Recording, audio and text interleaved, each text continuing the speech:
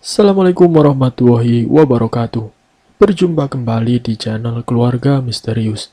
Semoga kita dan kalian semua masih tetap selalu dalam lindungan Allah Subhanahu wa taala, diberikan kesehatan, dilancarkan rezekinya, dan dimudahkan dalam segala urusan apapun. Amin ya robbal alamin. Pada kesempatan kali ini, saya akan melanjutkan kisah misteri yang berjudul Ritual Persembahan Darah demi kekekalan arwah. Seperti apa kelanjutan ceritanya? Tak perlu lama-lama lagi. Mari kita tamatkan ceritanya.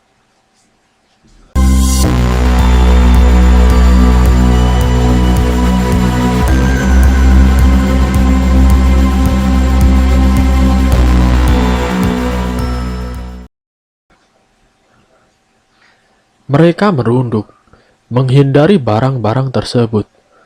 Rumah bergoyang seperti tengah mengalami gempa bumi. Suasana semakin mencekam.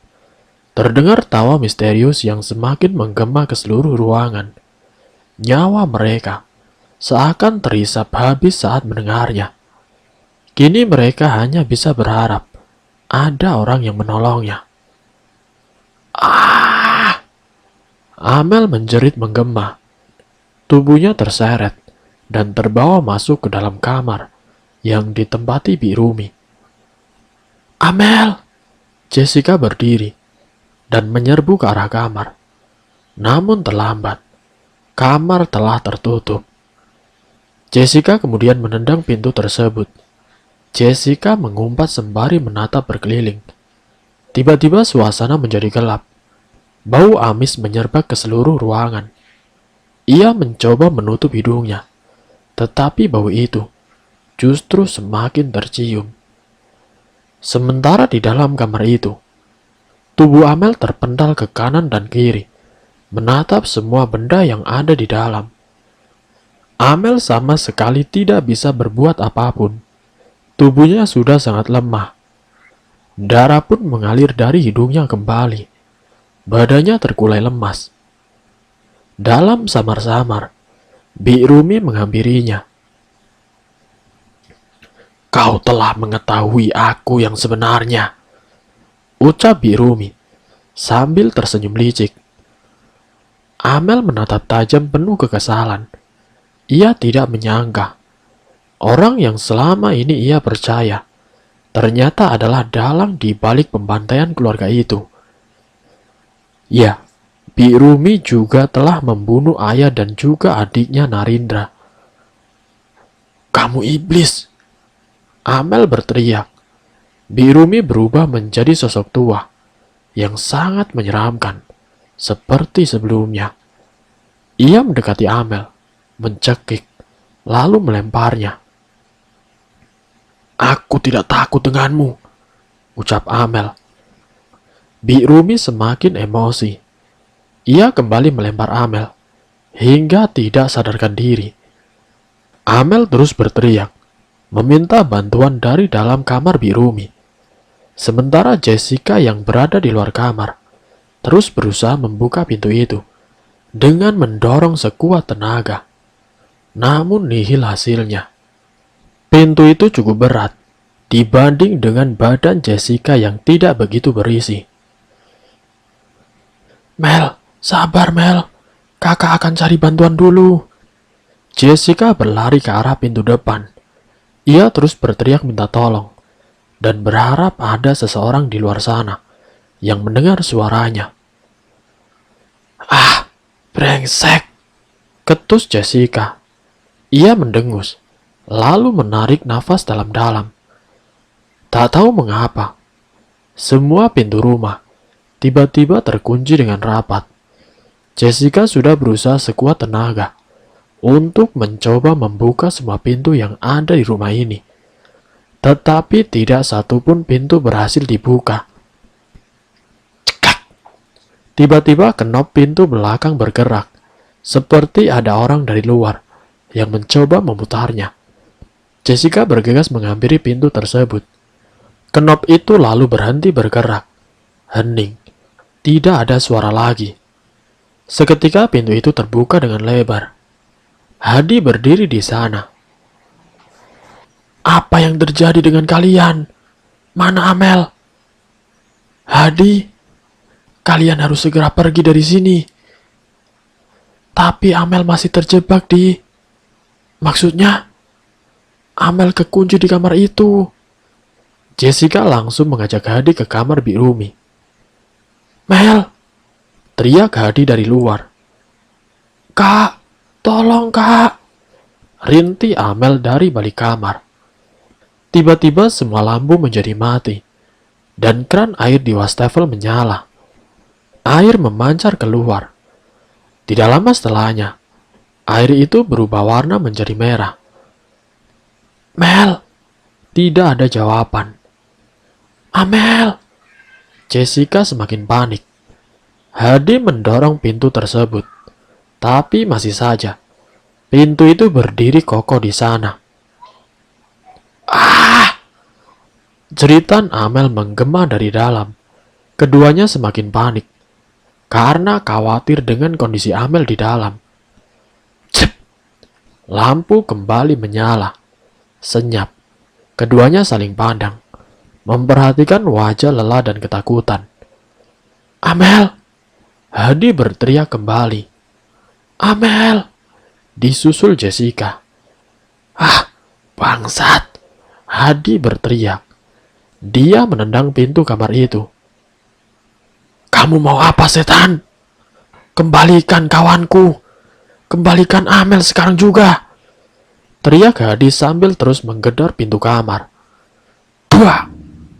Kotak sampah dekat dengan meja dapur tiba-tiba terjatuh dan menggelinding ke arah mereka.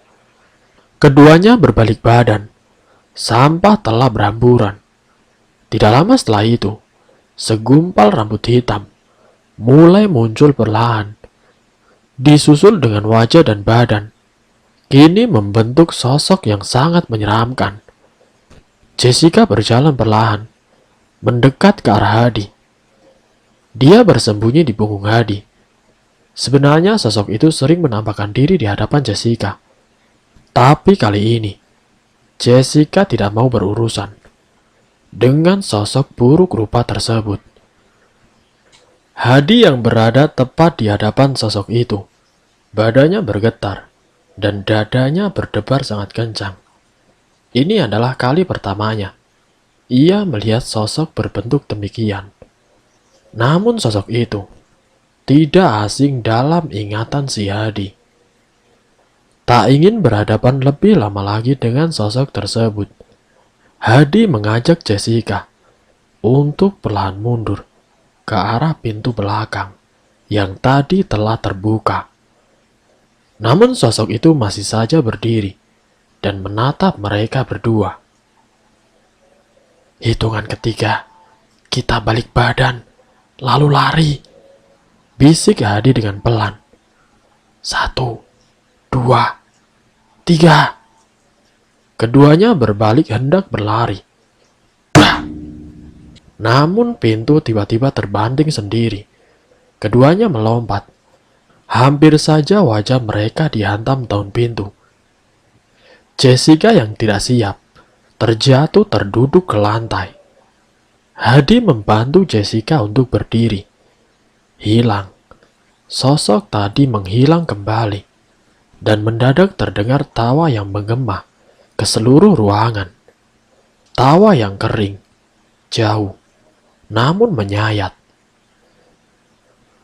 Setan bangsat! Tawa itu semakin melengking, nyaring, kering dan jauh. Jessica memanggil Hadi dengan suara yang lirih. Lalu Hadi menoleh dan mengikuti arah telunjuk Jessica. Mata Hadi melotot begitu melihat apa yang ada di depan sana. Sosok itu berdiri dan bersiap untuk menyerang mereka. Ah! Teriak sosok itu sambil terbang dan mendekat ke arah Hadi. Tubuh Hadi ikut terdorong, menghantam ke tembok. Sosok itu mencekik leher Hadi dengan cukup kuat. Kuku-kuku hitamnya seakan menusuk kulit leher dan membuat uratnya terasa putus. "Hadi!" Jessica segera melompat. Ia berniat untuk membantu Hadi. Brak! Tubuhnya terpental begitu saja saat hendak menarik sosok itu dari hadapan si Hadi. Tanpa menyerah, Jessica berlari kembali untuk mendekat. Brak! Jessica kembali terpental. Ia menghantam langit-langit ruang tamu, lalu jatuh tersungkur ke lantai. Ia terkesip.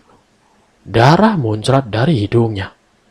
Sementara itu badan Hadi semakin bergetar. Tangan sosok itu semakin kencang mencengkram lehernya. Wajahnya hanya beberapa senti dari hadapan sosok tersebut. Hadi mencoba memutar kembali ingatannya. Ia berusaha mengingat wajah sosok itu, karena tidak asing baginya. Namun cengkraman sosok itu membuatnya tidak bisa fokus untuk mengingat. Jessica memukulkan sebuah balok kayu tepat ke arah sosok itu.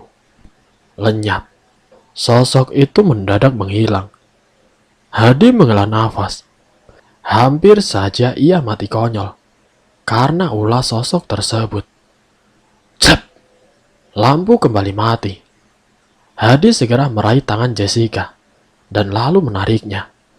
Keduanya berlari dalam keremangan rumah itu. Saat menyusuri tangga menuju lantai atas, Hadi langsung melompati dua anak tangga sekaligus.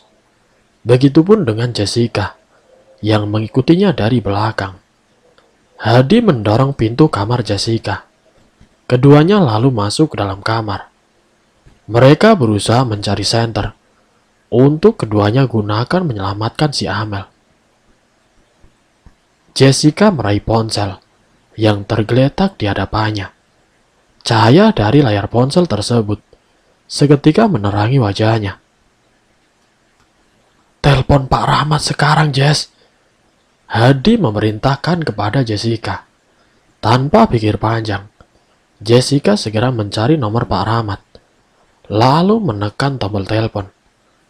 Tanpa menunggu lama, Pak Rahmat pun langsung mengangkat telepon dari Jessica. "Pak Rahmat." Jessica sedikit gemetar. Sementara Hadi terus memantau sekitar, memastikan bahwa sekitar mereka telah aman. "Neng Jessica?"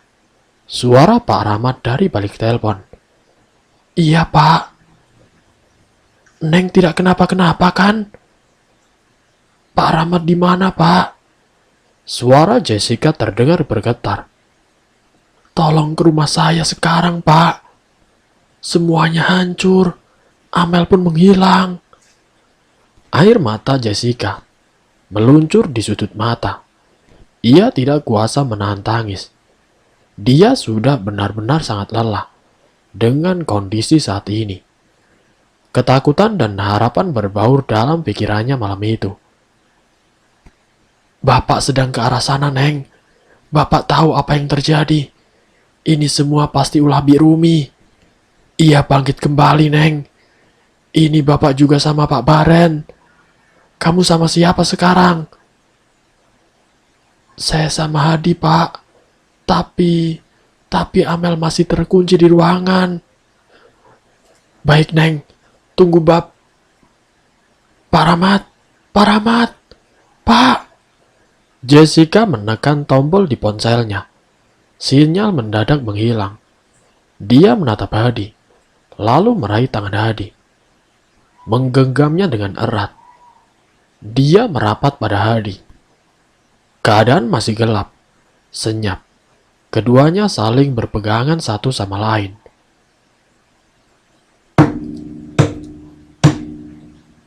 Terdengar bunyi langkah kaki. Sepasang kaki sepertinya tengah berjalan ke arah mereka. Jessica berusaha menahan nafas agar tidak diketahui sosok yang berjalan ke arah mereka. Hening. Suara itu mendadak menghilang. Tidak ada siapapun yang muncul di hadapan mereka. Namun tidak lama kemudian, dari kejauhan, kembali terdengar suara tangisan dan tawa, bercampur menggema ke seluruh ruangan. Suara itu sangat nyaring. Jessica menutup kedua telinganya. Suara itu membuat telinganya terasa perih. Tes. Ada sesuatu yang menetes di atas mereka. Jessica mendongak ke atas, namun tidak bisa melihat apa-apa karena kondisi ruangan yang sangat gelap sekali. Ia memegang tetesan air tersebut, terasa kental di tangan. Saat Hadi mengerjap, tetesan itu kembali mengenai pipinya.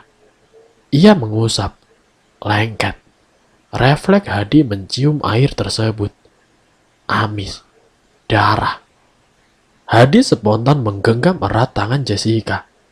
Ia khawatir akan ada sesuatu aneh lagi menyerang mereka. Sementara itu bau anyir terus menyeruak, ditimpali bau apek, seperti aroma sesuatu yang telah lama membusuk. Keduanya memegangi hidung masing-masing. Bau itu semakin menusuk ke dalam, membuat Jessica hampir muntah. Kita harus turun ke bawah lagi, menunggu Pak Rahmat ke sini, sekaligus memastikan bahwa Amel masih ada di ruangan itu. Hadi bangkit dari duduknya, disusul Jessica di belakang. Jessica mencengkram pundak Hadi dengan erat. Cep! Lampu menyala. Jessica menghela nafas lega. Hanya beberapa saat sebelum sosok itu kembali muncul di hadapan pintu. Hadi menelan ludah. Dia pikir sosok itu sudah pergi dan tidak mengganggu lagi. Apa mau kamu? Hadi membentak sosok yang berdiri di tengah pintu kamar, seolah menghalangi keduanya untuk beranjak.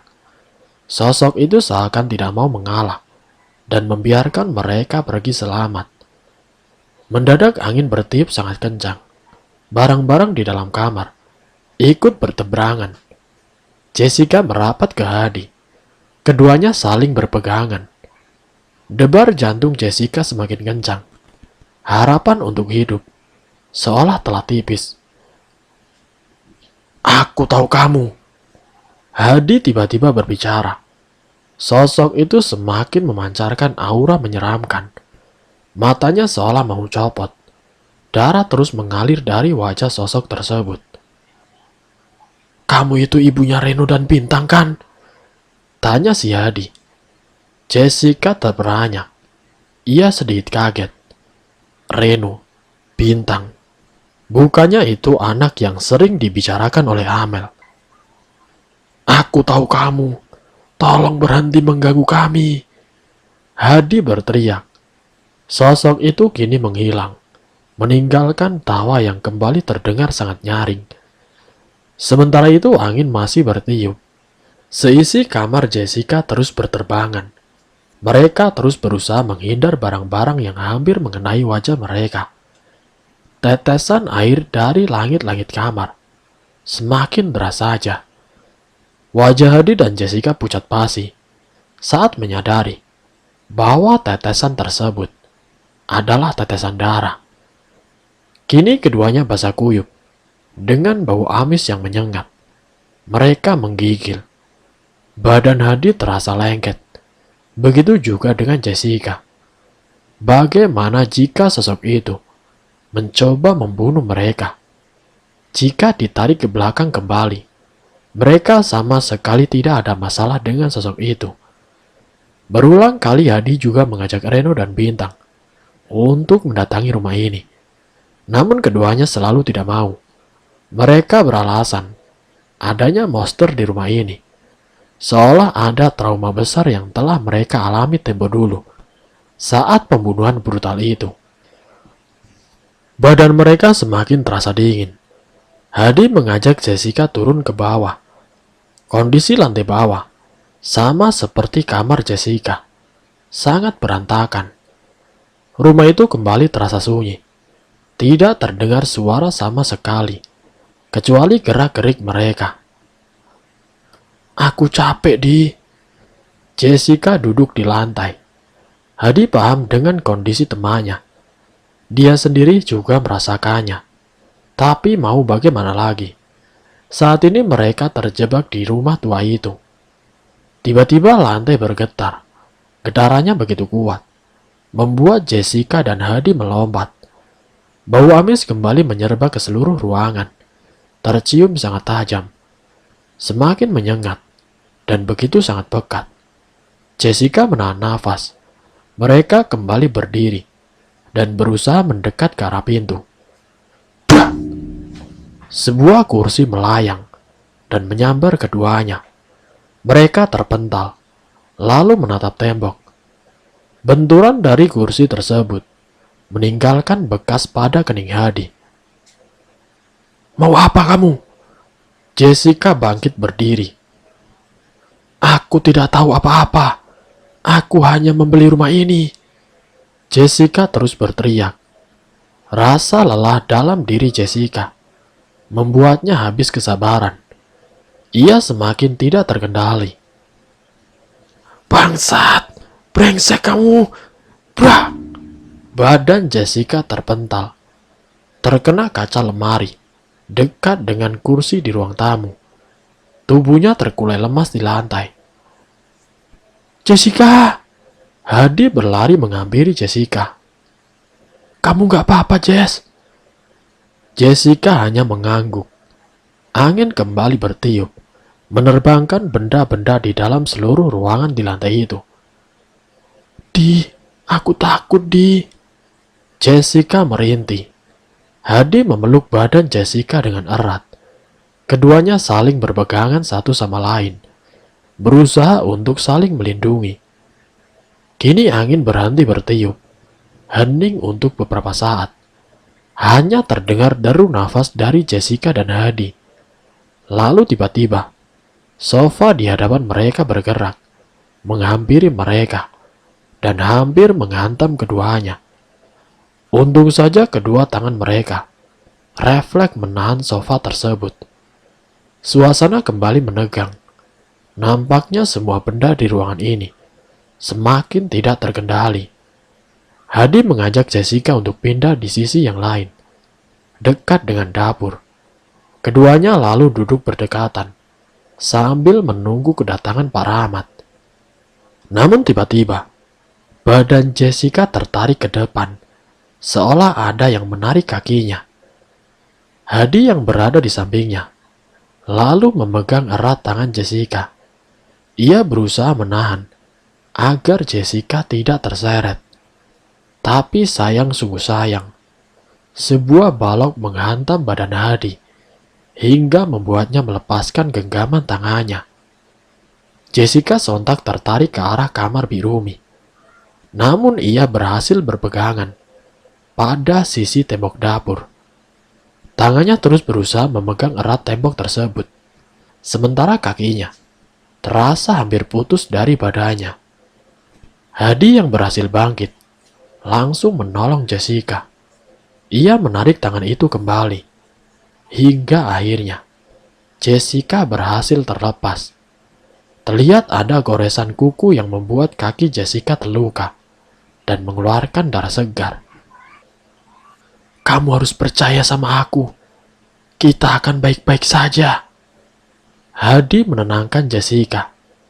Jessica semakin putus asa. Ia bahkan sudah siap jika harus mati malam ini. Namun Hadi berusaha untuk menenangkan dirinya.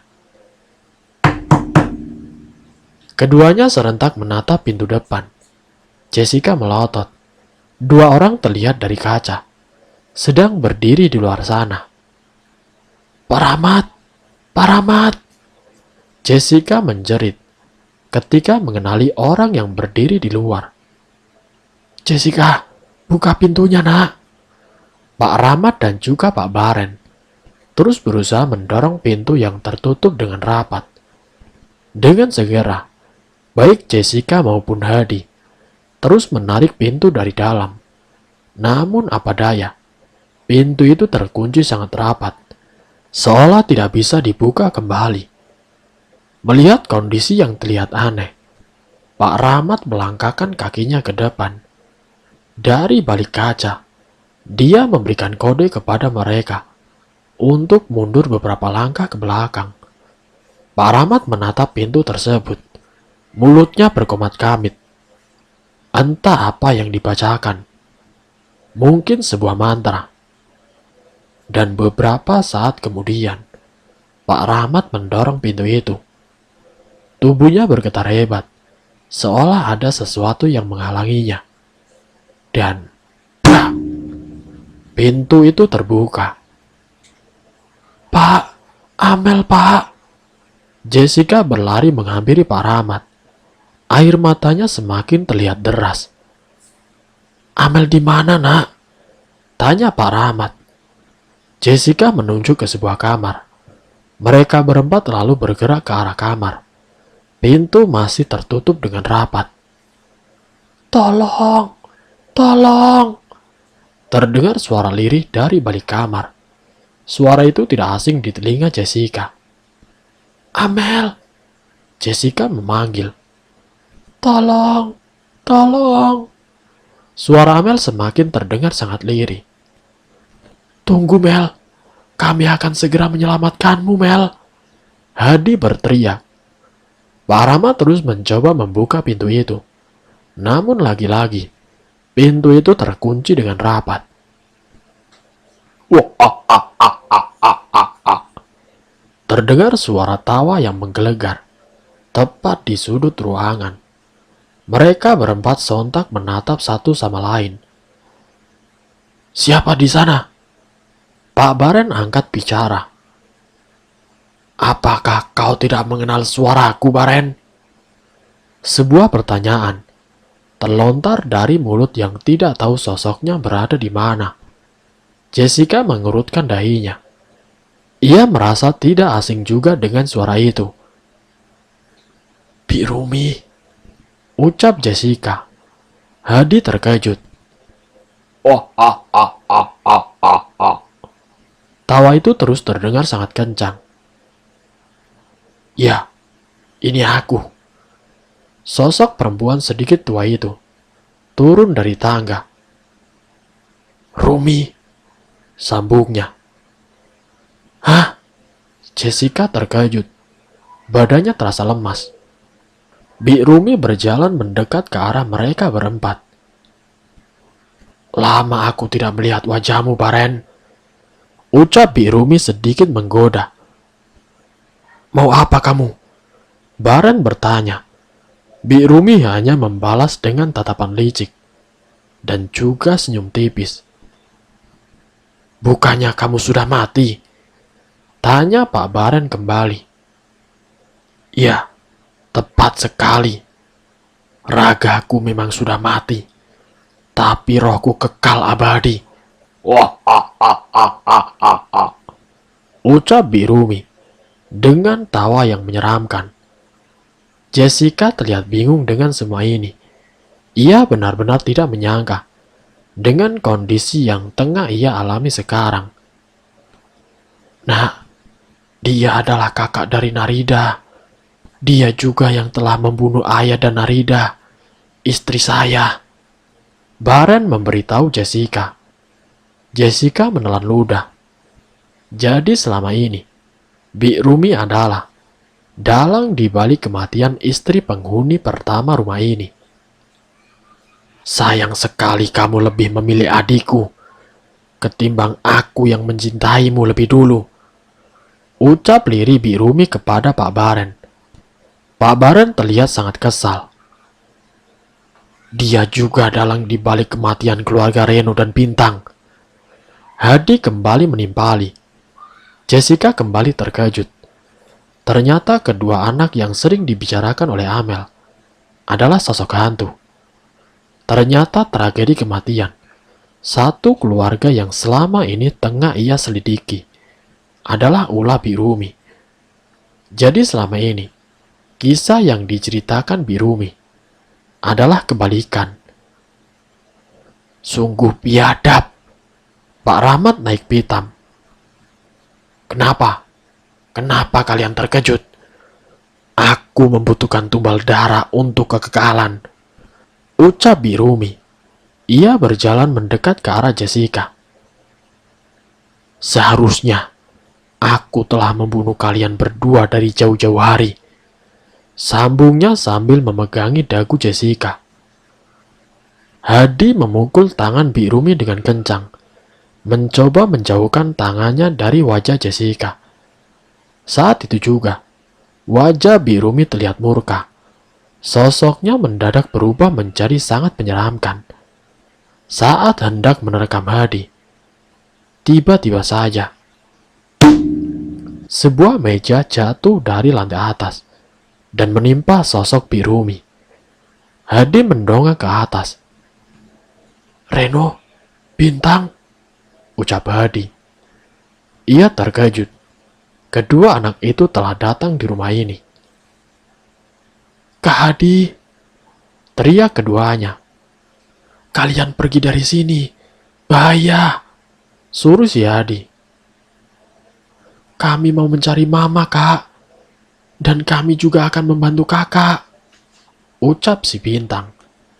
Sementara itu Birumi bangkit dengan rasa sakit.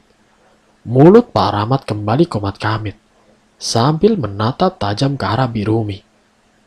"Ah!" Birumi berteriak kesakitan. Seisi rumah bergetar. Benda-benda melayang ke udara. "Jessica! Jess! Nunduk, Jess!"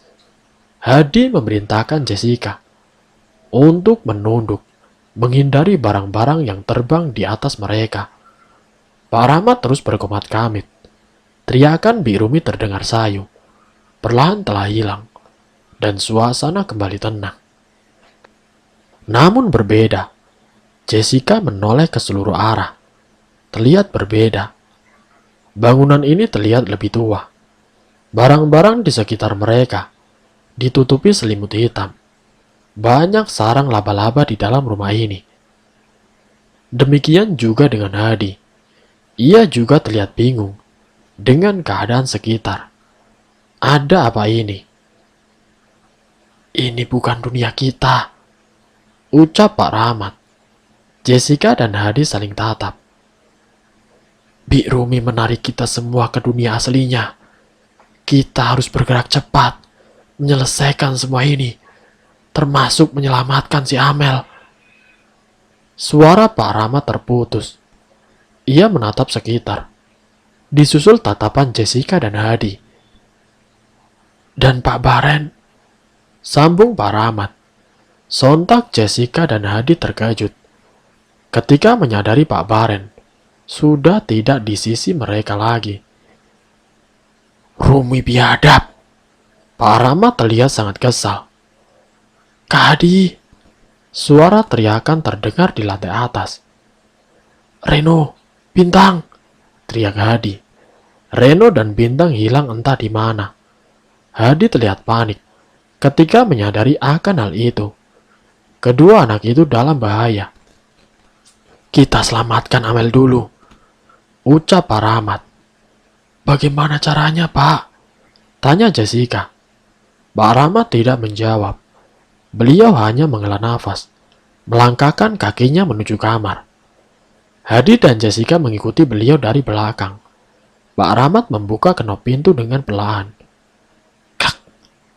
Pintu terbuka. Kali ini terasa lebih mudah. Ketiganya lalu masuk ke dalam kamar tersebut. Kegelapan membungkus ruangan itu. Bau apek kembali menyerbak dan tercium sangat kuat. Selain itu, bau anyir darah dan busuk ikut menyeruak di udara. Jessica menutup hidung. Ia hampir muntah. "Amel, Neng." Pak Rahmat memanggil-manggil Amel. "Amel." Jessica ikut memanggil adiknya. Tiba-tiba ranjang kasur bergetar. Suara barang-barang terjatuh ke lantai. Terdengar menggema. Bah! Pintu kamar tertutup dengan keras. Hadi terlonjak kaget. Ia memegangi Jessica. "Sial, kita dijebak," ujar Pak Rahmat. Sementara itu ranjang kasur terus bergerak, bergeser ke arah kanan. Mereka bertiga saling berpegangan, hingga akhirnya kondisi kembali normal, hening. Pak Rahmat menatap sebuah tutup kayu, yang semua berada di bawah ranjang tersebut. Begitu juga dengan Hadi dan juga Jessica. Mereka sedikit penasaran apa di balik tutup kayu tersebut. Pak Rahmat sadar akan sesuatu. "Rumi di sana, dia menyekap Amel di sana," ujar Pak Rahmat. Beliau lalu bergerak menghampiri tutup kayu itu. Disusul Hadi yang membantunya membuka tutup tersebut. Ternyata sebuah pintu menuju ruang bawah tanah. Ketiganya terlihat kaget, saling menatap satu sama lain. Pak Rahmat langsung turun ke bawah. Ada tangga untuk menuju lantai dasar sana. Tanpa menunggu instruksi dari Pak Rahmat, Hadi dan Jessica menyusul beliau. Keduanya ikut turun ke bawah. Tidak sampai 2 menit, mereka telah berada di ruang bawah tanah tersebut. Di ruangan itu semua nampak sunyi. Hanya ada cahaya dari lilin. Brak! Pintu kayu itu tertutup. Mereka mendongak ke atas. "Jangan panik," pinta Pak Rahmat. Jessica menghela nafas. Pak Rahmat kembali melangkahkan kakinya. Jessica melirik Hadi mengikuti langkah Pak Rahmat. Senyap, tidak bersuara, seolah waktu berhenti bergerak. Di sisi lain bau anyir dan busuk tercium kembali. Jessica sedikit tidak tahan dengan suasananya. Tidak sengaja ia menjatuhkan sesuatu. "Ah!" Jessica berteriak ketika menyadari itu adalah sebuah tengkorak manusia. Pak Rahmat menghampiri Jessica. Beliau lalu menyentuh tengkorak tersebut. Benar bahwa itu adalah tulang manusia. Lalu ada apa sebenarnya? "Kita dalam bahaya," Pak Rahmat berucap. Sontak raut wajah Jessica terlihat pucat. Mereka bertiga seperti tidak punya pilihan. Pintu kayu juga sudah tertutup dengan rapat. Tak mungkin bagi mereka untuk memaksa keluar. Pak Rahmat diam sesaat. Ia mencoba menelan keadaan. "Oke, kita lanjutkan perjalanan kita." Pak Rahmat terbangkit dan berjalan kembali. "Kalian harus tetap berpegangan satu sama lain," sambung Pak Rahmat.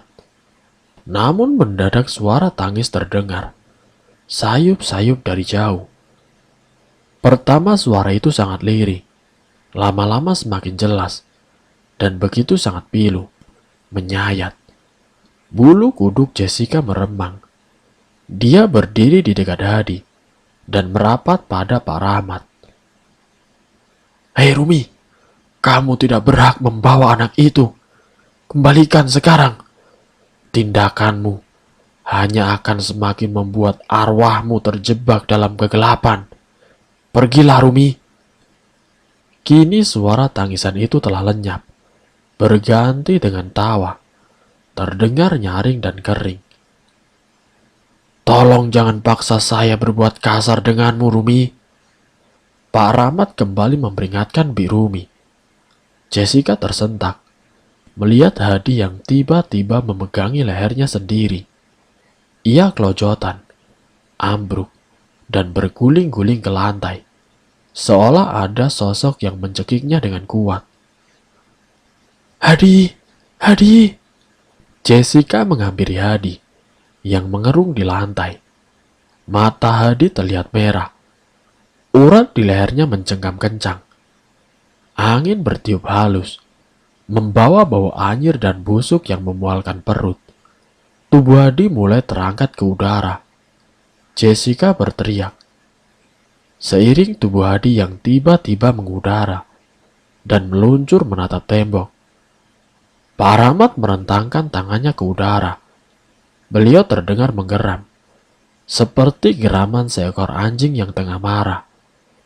Pak Rahmat lalu menarik tangannya, seolah hendak merebut sesuatu, lalu meluncur ke arahnya. Dengan sigap Pak Rahmat menangkap badan Hadi. Ia tidak bergerak. Pak Rahmat kemudian melepas tangan yang menjerat leher Hadi. Hadi tersadar. Ia meringis kesakitan. Tanpa diminta, Jessica membantunya kembali berdiri. Hadi pun lalu menghirup nafas. "Kamu gak apa-apa kan?" tanya Pak Rahmat. Hadi menggeleng. Walau sebenarnya dadanya masih terasa sesak. Selang beberapa detik, satu persatu lilin di hadapan mereka menyala. Lurus ke arah depan, ruangan terlihat sangat terang. Dari kejauhan, mereka bertiga menatap seseorang yang terbaring di sebuah meja hitam dengan lingkaran darah mengelilingi tempatnya. "Amel!" Jessica menyadari bahwa itu adalah si Amel. Ia lantas berlari menghampirinya. Pak Rahmat hendak menahan Jessica, namun ia telat. Dengan kaki yang melangkah begitu cepat, Jessica terus berlari ke arah adiknya yang terbaring dengan lemah. Namun saat hendak menggapai sang adik, bram! Jessica terpental kembali ke belakang, seolah ada tembok tidak terlihat yang membentengi tubuh sang adik. Badan Jessica terbanting cukup keras di lantai. Ia tersungkur. Darah keluar dari hidung dan mulutnya. Ia terus berusaha untuk bangkit. Sementara Pak Rahmat dan Hadi bergerak menghampirinya. "Kak Jessica, Kak Hadi, Pak Rahmat," panggil Amel dengan lirih, seakan tidak sanggup lagi untuk berkata. "Rumi, keluar kau! Kenapa kau lakukan semua ini? Brengsek!" Jessica berteriak dengan kencang. Sesaat setelahnya, keluar sosok dengan jubah berwarna hitam. Ia berdiri di sisi Amel. "Rumi!" panggil Pak Rahmat. "Kalian datang tepat waktu untuk menyaksikan proses ritual persembahan darah demi kekekalan arwahku." "Wah, ucap Bi Rumi, diiringi tawa yang sangat nyaring. Rumi melangkah keluar dari lingkaran darah, meninggalkan si Amel. Jessica hendak mendekat ke adiknya, namun Pak Rahmat menahannya. "Tunggu, semua harus teratur." Pak Rahmat menahan Jessica. Tidak lama setelah itu, Rumi kembali datang sambil menyeret seorang pemuda yang terlihat lemas dan tidak berdaya. "Miko?" Jessica menyadari sosok pemuda itu. Miko yang selama ini ia cari dengan keluarganya, ternyata diculik Rumi. Sungguh biadab iblis satu ini. "Rumi!" Jessica berteriak dengan kencang, sembari menangis. Rumi tidak menggubris tangisan Jessica. Ia menyeret pemuda itu, lalu membaringkannya di samping si Amel. Rumi berjalan, membawa sebuah pisau tajam di tangannya. Ia berjalan memutari sepasang laki-laki dan perempuan di hadapannya. "Lepaskan mereka! Lepaskan mereka, Rumi!" Pak Rahmat memberi ancaman. Rumi tidak memperhatikan ketiganya. Pisau tajam itu diarahkan tepat di lengan Miko.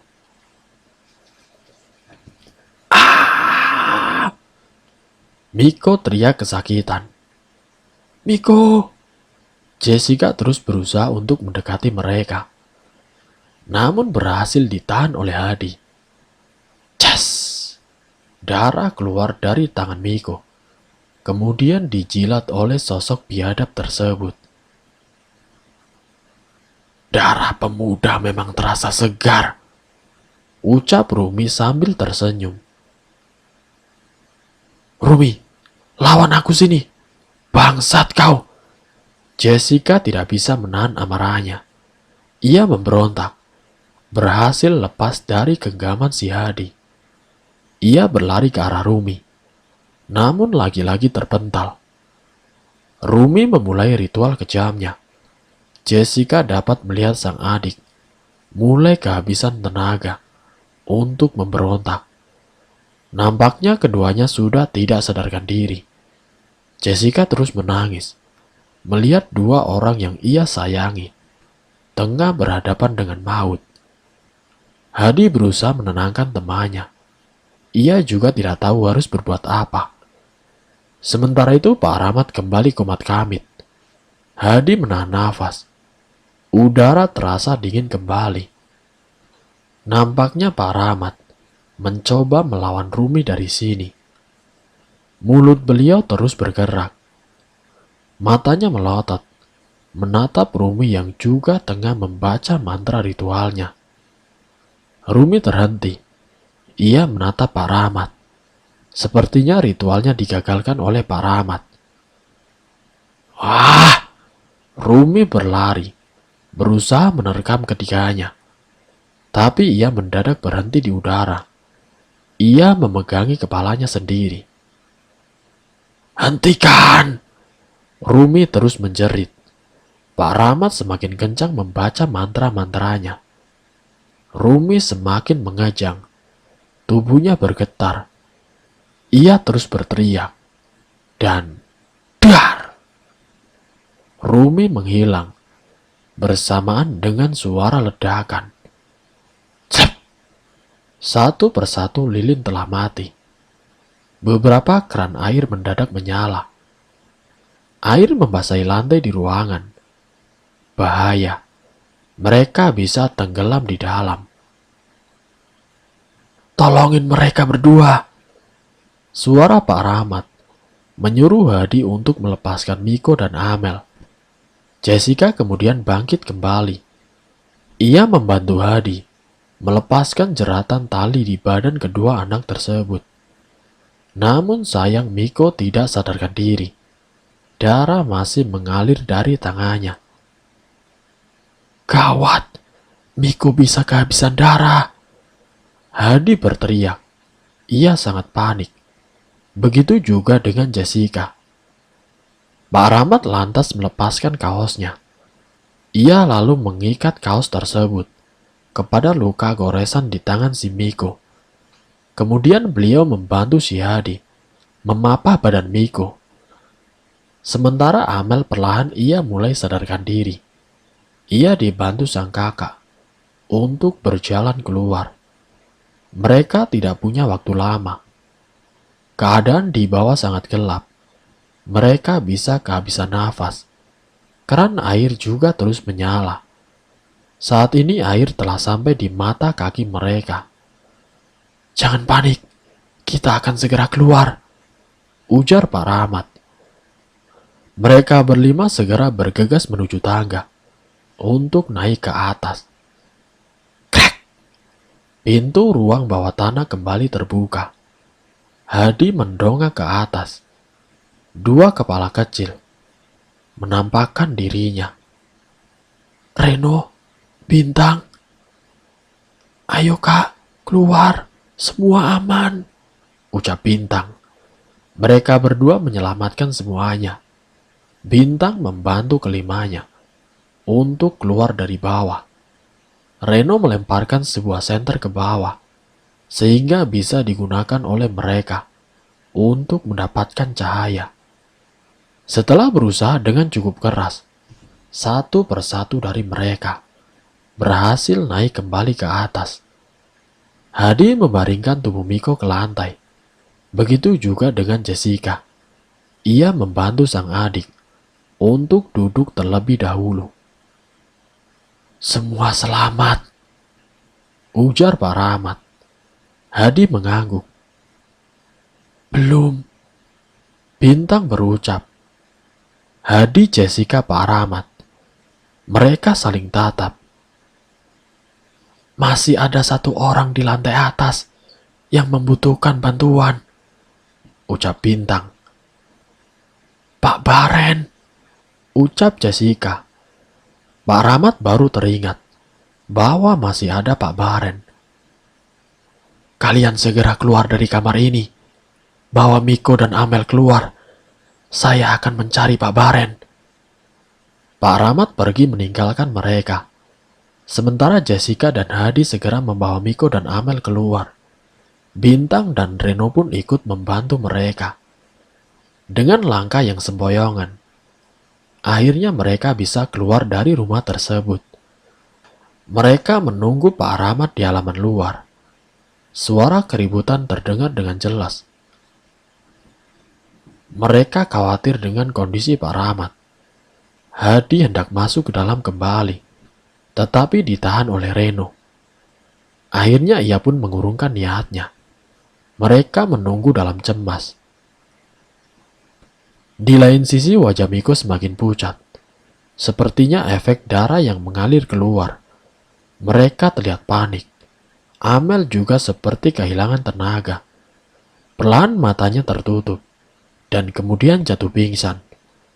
Suasana kembali mencekam. Jessica terus memeluk adiknya, sembari menatap Miko yang masih tidak sadar diri. Dan lalu tiba-tiba saja, dar! Suara ledakan tersebar dengan kencang. Disusul Pak Rahmat dan Pak Baren yang meloncat dari jendela. Hadi lantas menghampiri mereka berdua. Ia segera membantu Pak Rahmat dan juga Pak Baren. Warga sekitar mendadak keluar dari rumah. Ledakan tersebut membangunkan mereka. Salah di antara mereka menelpon pemadam kebakaran dan juga ambulan. Pak Rahmat dan Pak Baren berjalan semboyongan, dibantu oleh beberapa warga. Mereka semua menjauh dari rumah tersebut. Tidak lama setelah itu, ambulan telah datang. Tim medis segera membawa Miko dan Amel ke rumah sakit, ditemani oleh Jessica, yang juga masuk ke dalam ambulan. Mereka segera berangkat, dengan sirine yang terdengar sangat nyaring. Hadi terlihat kebingungan. Ia melihat ke sekitar, mencari Reno dan Bintang. Warga semakin banyak yang datang, membentuk kerumunan. Ini membuat Hadi kesusahan mencari Bintang dan Reno. Hingga akhirnya, dari kejauhan, ia melihat kedua bocah itu. Kali ini mereka terlihat bersih dan ceria. Reno terlihat menggandeng seorang perempuan, yang tak lain adalah ibunya. Sementara si Bintang, ia menggandeng sosok laki-laki, yang tidak lain adalah ayahnya. Mereka semua terlihat bahagia. Kak Hadi, Reno memanggilnya. Hadi hanya tersenyum. Reno dan Bintang lalu melambaikan tangan ke arahnya, disusul senyum dari kedua orang tua mereka. Sedih rasanya, harus berpisah dengan keduanya. Bagaimanapun juga, Reno dan Bintang sudah menemani hidupnya selama ini. Selamat jalan kalian.